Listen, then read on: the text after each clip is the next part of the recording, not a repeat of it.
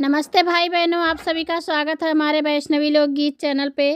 आज हम आप सभी के बीच लेकर के आ गए हैं बहुत ही धमाकेदार गारी गीत है। दोस्तों कैसा लगेगा आप सभी को कमेंट करके ज़रूर बताइएगा। चलिए दोस्तों सुनाते हैं बहुत ही प्यारा गारी गीत। ए जी पंडित जी का चूरे की कमाल कैले बा।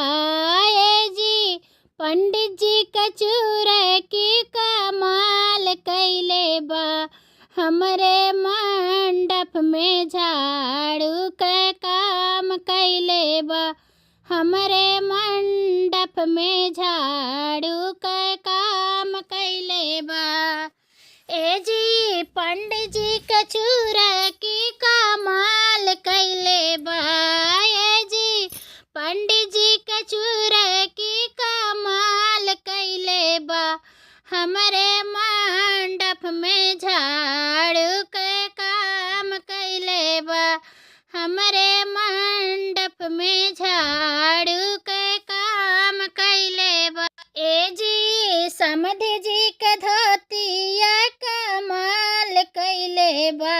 ए जी समधि जी के धोतिया कमाल कैले बा। हमरे मंडप में दारी के काम कैले बा।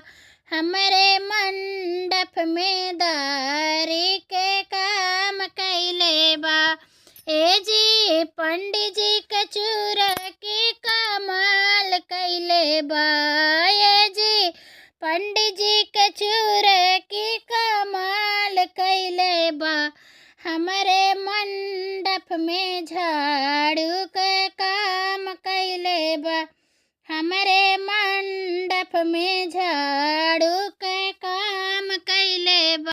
ए जी अगुआ के पेटावा कमाल कैले बा।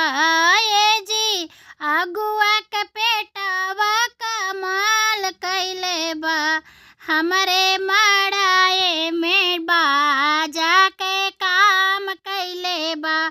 हमरे मड़ाए में बाजा के काम कैले बा। ए जी पंडित जी कचूरा की कमाल कैले बा। ए जी पंडित जी कचूरा की कमाल कैले बा। हमरे मंडप में झाड़ू के काम कैले बा। ए जी भसुर जी के मोछिया कमाल कैले बा। ए जी भसुर जी के मोछिया कमाल कैले बा। हमरे मड़ाए में पंखा के काम कैले बा। हमरे मड़ाए में पंखा के काम कैले बा। ए जी पंडित जी कचूरा की कमाल कैले बा। ए जी पंडित जी कचूरा की कमाल कैले बा। हमरे मंडप में झाड़ू के काम कैले बा।